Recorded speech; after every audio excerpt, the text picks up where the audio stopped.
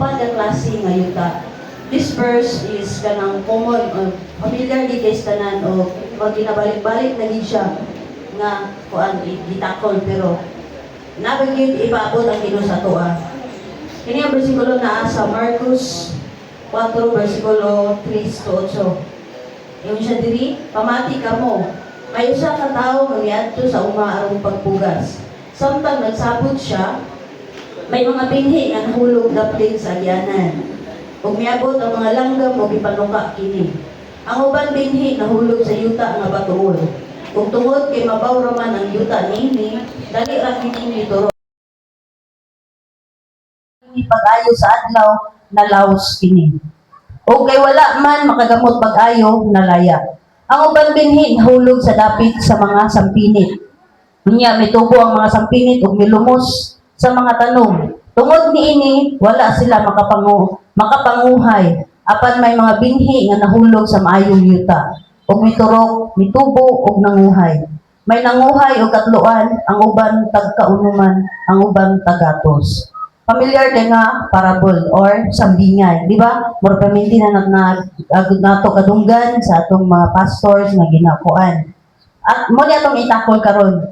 Pinaka-importante nga sambingay or parable. When we tackle about parable, kung ato ning basahon sa kana bitong ato lang kaugalingon nga panabot, lisod ni siya tukiyon. Dili ni dali-dali kay unsa atong nabasa, literal mao na siya. Dili ang parable is naginahanglan og depth thought. Kana bitong umubasa ka sa mga inani nga mga sambingay or kanang bitong maski sa kanang mga stories bitaw sa mga bata, ginagamit ang parable. Ang mga kasagara nga karakter is mga hayop. Pero naay lesson behind the story. Og same sa Bible. Mubalo bitaw lang uban mingon nga ay mo pagbasa sa Bible kay makabuang.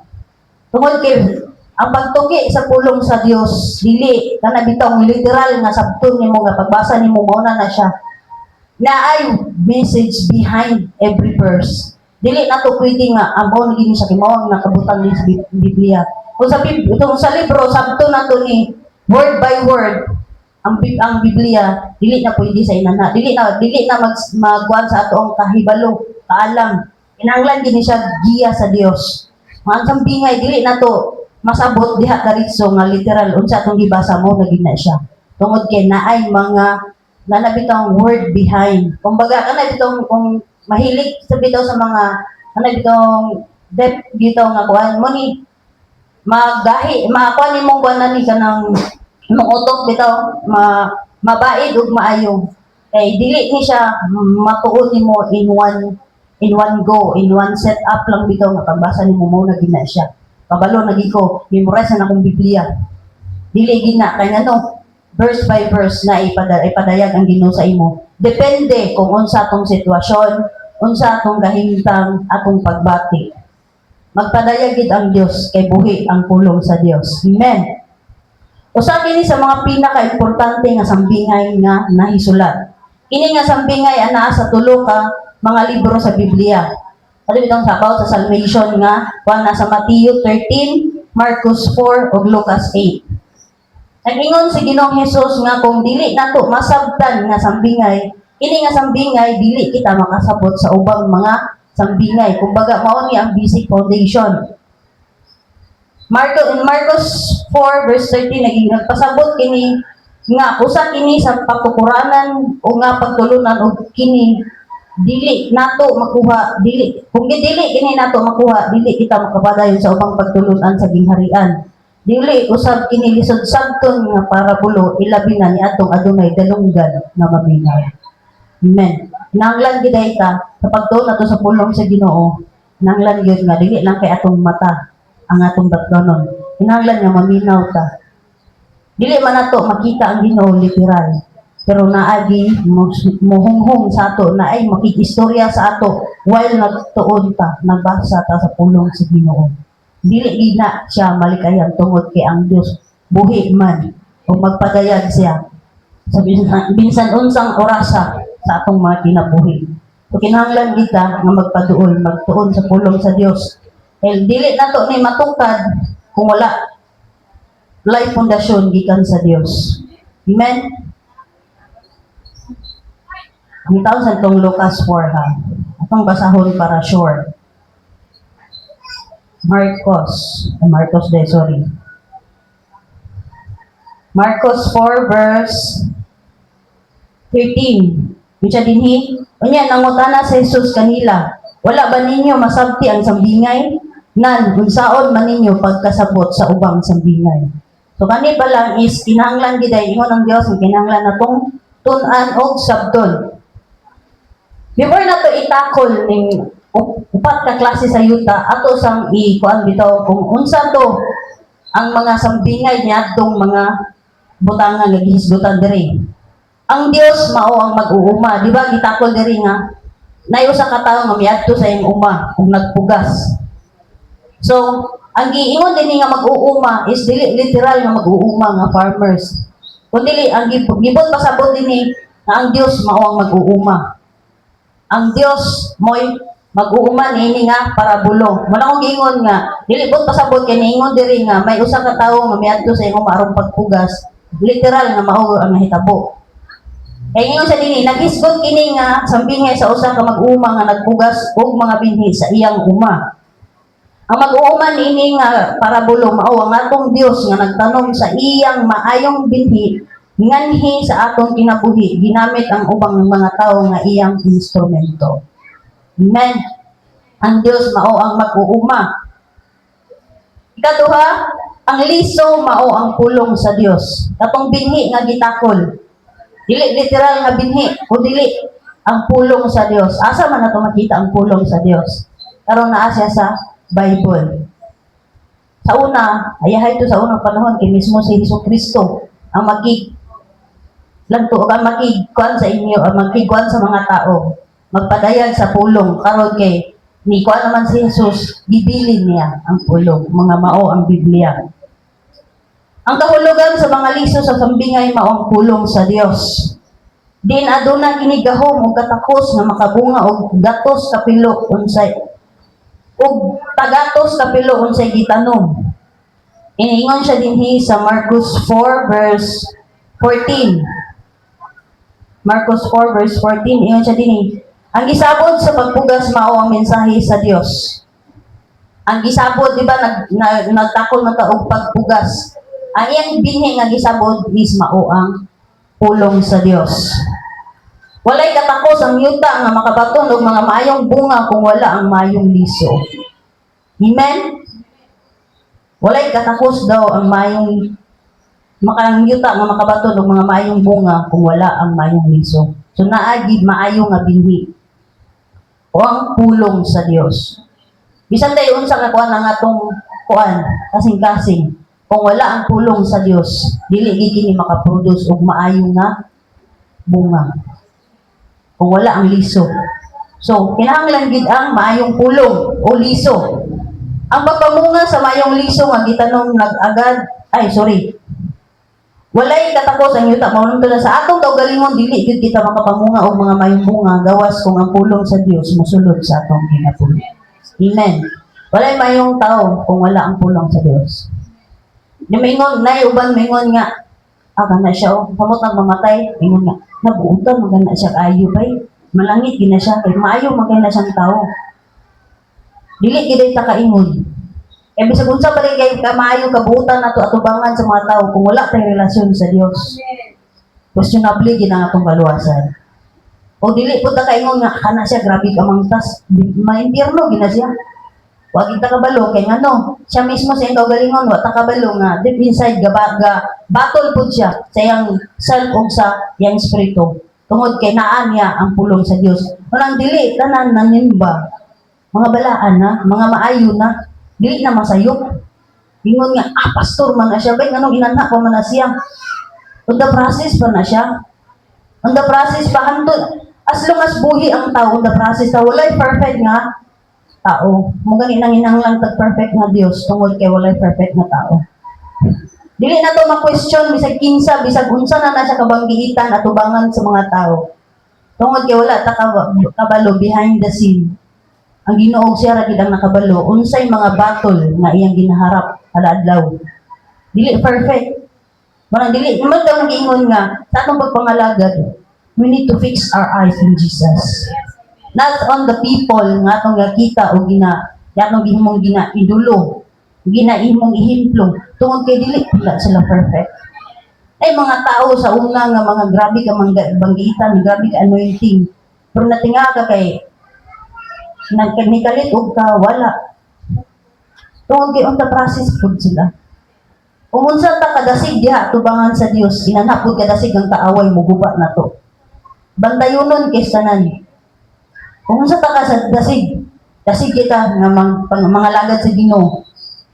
Aghadlok ang yawa ana, aghadlok ang kaaway ana, munang dasig gud kay siya, muhatag og temptation, muhatag og kanang mga bitaw mga pagsulay bitaw nga abi nimo di na. Tungod gialaw po na sa Dios nga may tabo sa ato, not to weaken us, but to sharpen us, to make us stronger. Tungod kay dili masulay ang atong kalig-on kung dili ta tayugon. Remember that.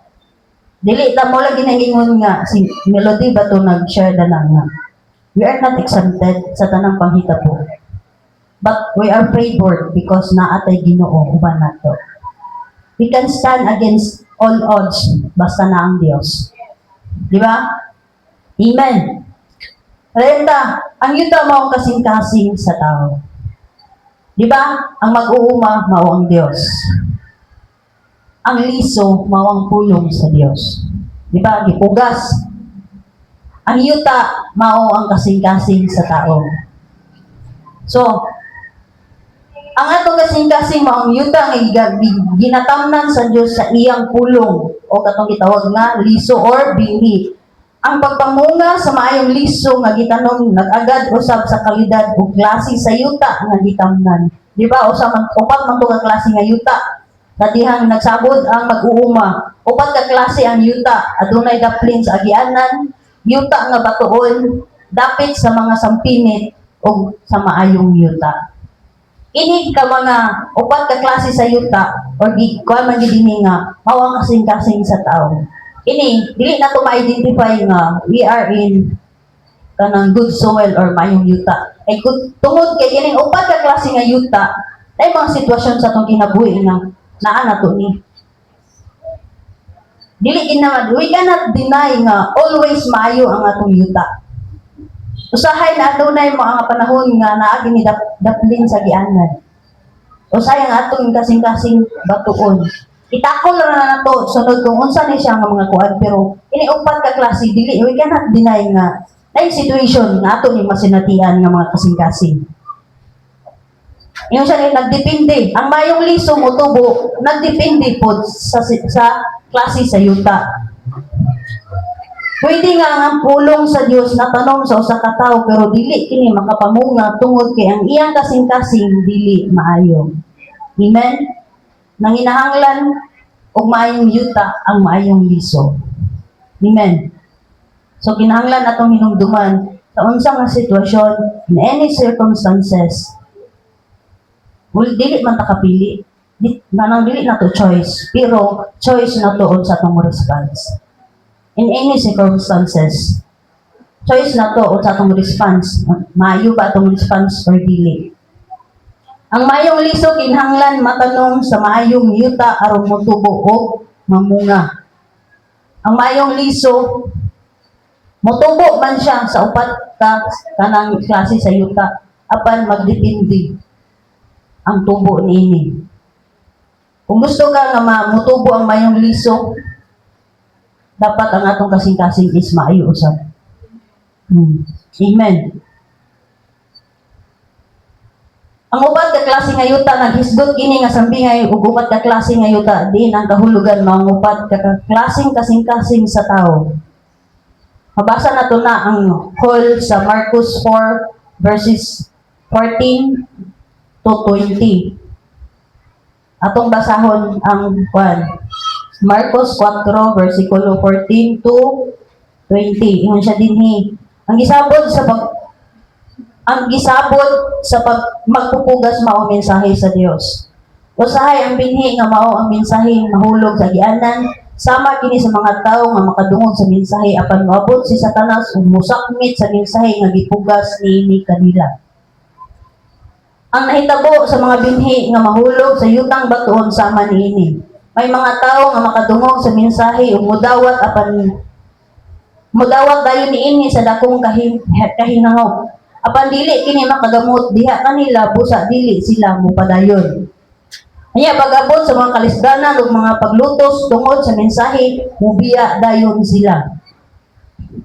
Ang ubang tao sama sa binhi nga gipugas sa dapit sa mga tunokong sagbot. Mao kini sila ang makadungog sa mensahe apan ang mga kabalakan nining kinabuhia. Ang gugma sa bahandi ug ang nagkalain-laing matan sa mga pangandoy mong patigbabaw ug mulumos sa mensahe. Busa dili kini makapamunga. Apan ang ubang mga tao sama sa mga binhi nga gipugas sa maayong yuta, makadungog sila sa mensahe, mudawat niini ug mamunga. Ang uban 30 ang kabuok, ang uban 60 kabuok ug ang uban gatos kabuok ang bunga.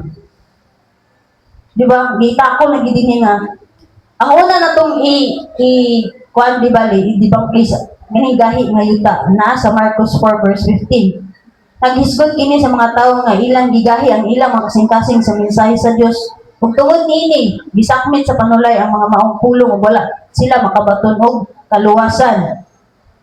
Naghisgot kini sa mga tawo nga wala pa makabaton og kaluwasan tungod sa kagahi sa ilang mga kasing-kasing. Walay luna ang pulong sa Dios nga sa ilang mga kasing-kasing. Mo ni katong gahion nga yuta. Atong sa kuan bitaw. Kanang natong sa daplin sa dalan.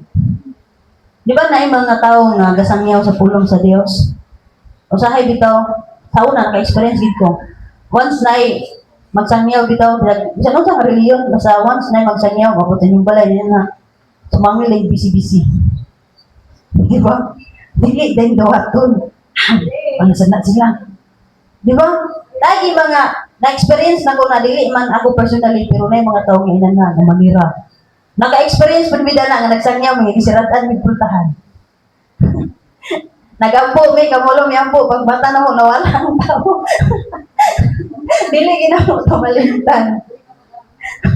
Pagbuka nawala ang tao. Kaya yung unsa di ay inanan gid kadlo kanang pulong sa Dios or dahil gid sila kasing-kasing nga dili pa sila maminaw. Dili andam ilang kasing-kasing sa pulong sa Dios. Ang uban bitaw madunggan ginakang uban mingon nga. Pulis man ang Ginoo. Pulis man ang Ginoo, sabot man ang Ginoo. Inana bitaw murag anang kaila sila sa Dios pero wala sa papangalagad sa Ginoo ilang focus. Nakapokus sila sa laing mga butang, sa ilang pangandoy, sa ilang mga tinguha. Sabi daw lanlain ba tawag mga kuanda kanang kumbaga lanlain tawag mga goal sa kinabuhi. Ang uban goal nga mahimong milyonaryo, ang goal mahimong businessman, ang uban goal sa mga estudyante makahuman. Na ba naka-focus sa isa lang ka kanang dibali page sa kinabuhi na ugma ko mga lagad Lord kung mahuman ko bismillah ron. Kanang dili na ko busy. Pero pag human eskwela kay nagsamot hinong nga busy. Wala gid hindi panahon maski pagsimba. Sa una, one day sa ministry. Pagka na-experience man ginagid ba? Kadaganan gyud nga na nang hitabo nga. Dasig kay diaw sa badiyang estudyante pa. One day sa ministry, kunhan kayo pag-graduate na nga, ay graduate na okay na kanang makahigayon na gyud. Agoy pag-graduate din nakatrabaho man. Nawana na o dili na tuod na sa atong kasing-kasing ang Dios pero murag na-auto-focus na bitaw. Nawala na bitaw nga puminti bitaw ng simba kada Domingo bitaw na. Kani gikinahanglan bitaw magkayod. Kay dagan taglon. Dagan ta bayronon utang. Pero kung buto na naon, kaya bisan naon na itong trabaho, apil ng Domingo, short magyapon. Anxiety gyapon. Kaya, udi gyapon. Na, unsa may nakuha ni mo, pamaol, kaguol. Ina bitaw nga, unsa nabilin sa imo, listahan na lang yun. Kaya wala na ang buwan, wala espiritu ang warta, kaya wala na. How about kung ato nga ng Domingo, ato na i-relax sa atong physical bitaw, ato ihalad sa Ginoo. Kaya mura magyapong resulta ha. Nanikamo ta, apil Domingo, short ra magyapon. May pag di na lang ta mo trabaho, mo simba na lang inunta. kay ma-refresh pa nga itong una-una. Kumbaga, ma-unwind ta sa sitwasyon is, ano bitong gikan sa Bernes, gikan sa Lunes padung sa Sabado, ang atong kanang ang atong routine maurang trabaho, eskwela o uban pa nga gikabisihan. Pagkabot sa linggo, mao gihapon, walay relax ang kaugalingon, walay relax ang una-una, walay relax ang physical. Pero mura ang resulta. Pero what if kung ato ihatag gigahin sa Ginoo atong Sunday sa pagsimba, relax atong una-una. Dito mag-una-una nga, uy, ang utang dito. Kaya mura gyapon solusyon na. Musimba ka og dili imong problema. Nara. Pero lamang kung musimba ka, tagaan mo gigayon ang Dios. Tungod kay ma-refresh ang atong una-una. Sa daw makaita, makadungog ta sa pulong sa Dios. Na uy, napalit tay paglaom. Wala kay pasagdi sa Ginoo ang mga langgam. Wa na sila kabulingong balay. Wala na sila nagbugas sinandig sa kuan balay. Buhi magyapon. Di ba? Nakita nga wala bayo ang Dios sa tanang panahon niya. Panahon nga way kwarta. Way kwarta makaluya. Mas luya gid kung matay Dios. Amen. Paborta. Kasi unsa nga sitwasyon kung naa ang Dios uban nato, nagitay kaliggon. Nagitay paglaom. Di ba? Eh, kung ato i-indulge ang atong kinabuhi, atong kaugalingon, atong pagbati sa mga negatibong nga butang, unsa may impact sa ato ha? Di ba? Mangutana ta sa atong kaugalingon, kumusta naman ka sir? Sa imong pagpaningkamot, unsa pa may imong natigom? Pamaol. Kabuhi, kay dinalos ang kaon sa saktong oras kay maningkamot lagi. Nang atong ibalansi, dili ganato lintan ang source. Kung nangininguha ta sa mga butang nining kalibutan, di ba ingon man dito sa pulong sa Dios na ang tanang butang iya sa Dios. Kung nanginguha ta sa butang nining kalibutan, why not ang source ang atong tinguhaon? Di ba ingon siya sa Mateo, nga sadyang unahon nato siya. Igadadugang ra niya ang tanan, ang uban natong gikinahanglan. Perminti ginadikuan bitaw nga, kung unahon na to ang Diyos, kung unahon na to ang desire sa Ginoo, ihatag ko sa Diyos ang atong desire sa atong kasing-kasing. Kabalo man ang Ginoo sa atong needs. Kabalo ang Ginoo maski sa atong wants. Sa diyang unahon ang ginato siya, mo-flow ra gid na ang uban. Atong sulayan, tungod kay ang Diyos dili man bakakon, dili man para sa tao nga puro pasalig. Ang Diyos kung unsa ang iyang gisaad, ginang tumanon. Dili na to gahion atong kasing-kasing kay nakapokus ka sa lain. Tagaan na to gigayon ang Dios. Kay dili naman ingon nga pabor sa Dios kay gitagaan na to siya gigayon. Sa tanan natong pagabuhaton para sa Dios, investment na nato. Pabor na nato para kaayuhan na sa ato, dili na kahiwan sa Dios. Ang Dios na naman niya tanan, wala naman siya gikinahanglan. Pero kita, kulang-kulang kita. Sa tanang ay, kulang-kulang man. Bitaw, we are not perfect. Muna bitaw nang hinanglan ta sa Diyos, tungod kay nasa iyang tanan. Siya ang source of all. Nga malimot ta, kay nakapokus na ka sa panalangin. Wala ta nakapokus sa mga hatag sa panalangin. Unang dili na to, unang paggitakol din is ang gahiot nga yuta, which is ang itong kasing-kasing na murag kaila sa ta sa Ginoo. Isa ba atong pangutana ni maski mga bata kaila sila sa Ginoo. Ang pangutana, how close you are to God? Kabalo pag kinsa gid ang Ginoo sa imong kinabuhi. Basig ay na makadumdum og Ginoo. Ana bitong 50-50 na. Na bitong no choice na. Imbis kay first option unta ang pag-ampo sa Ginoo, pagsampit sa Dios, last option na lang siya. Kaya naugtas na kasi di pangitag diskarte, asa ni mo pangitaon ng sulbad sa imong problema. Which is unta, in the first move ba unta is nangay tagiya sa Dios. Diwa kana bitong ako gid kanang bitong personal experience is when we pray, dili na to ginakuan bitong Ginoo nga mausab ang una-una sa Dios nga ihatag sa Ginoo atong gipangayo. When we pray, I experience it personally good when we pray, God change our mind and heart. Nga, nabitang i-align niya ang atong kasing-kasing gunahuna kung unsa ang iyang kabubuton. May it good or bad for us. Pabor man sa ato or dili pabor. ayuan na bitong andamon gid sa Dios ang atong kasing-kasing. Dili man nato kaya gid sa atong kaugalingon. Ang atong emosyon gali usahay dili nato makontrol. Sa kukaita na mga butang nga kabuhat nato paghuman ato ng basulan. Ay mga butang bitaw nga atong malitok tungod sa atong kasuko, sa atong bitong pagmahay. Nay mga butang nga atong nalitok nga dili na nato mabakti. Tungod kay usahay dili ka na control our emotion. Manang sa panahon giday nga mag-uulta, malipay ta, naata sa kasadya, naata sa kahamugaway, naata sa kalisod kapitos, ato ging sampiton ang Dios. Kaya gitang giyahan. Kaya I experience it already. Kung dili man siguro, last ako man siguro tayo na giday.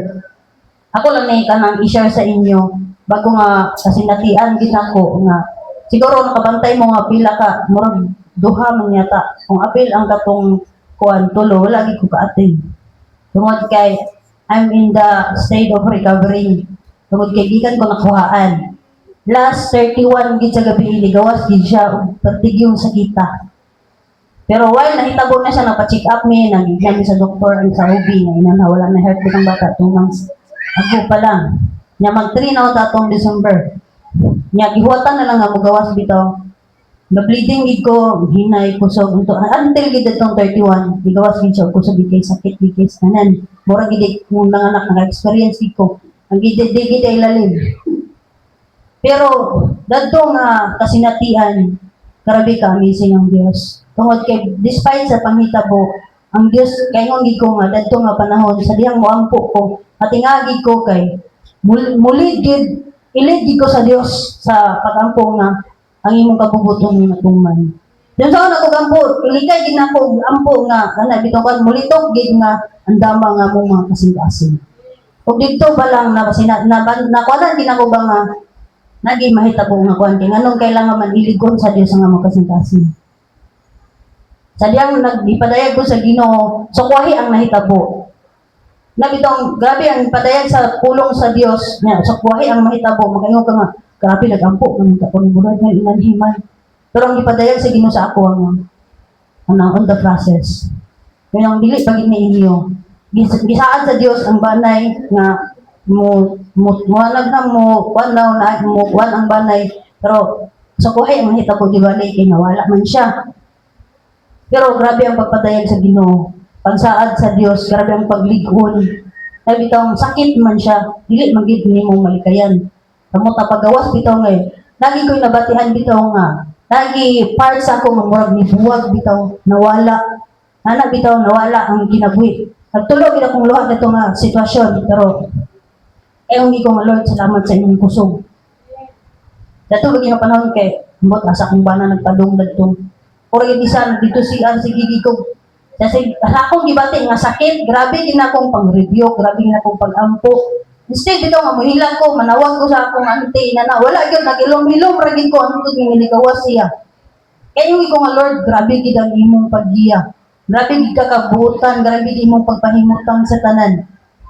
Kaya gignan gud mi sa upi nga, duhang option. Either huwaton nga mugawas na magina siya, or magparaspa. Unya ang raspa kay 30 to 40K. Ginoo ko nga lupit pa may nanganak ani. Ingo nga Lord, your will be done.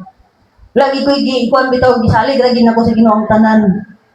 Dagan kay ko gadunggan nga mga kuan pero wala gid nako gi-mind bitaw. Usa kay dili ko gusto magpakita sa tao kay aron wala ko madunggan.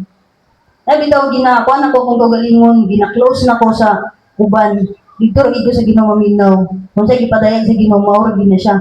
Once, kid, no, sa nga murag naka-boss, gid na ko dito. Simple lang to nga, litok ni Pastora Chang, pero na ako, gid, murag na, nakuhan ko ba ka ng, baga, na balik o kuhan, akong kuhan bitaw, ka na bitaw, na-compose, balik akong pagsalig ba.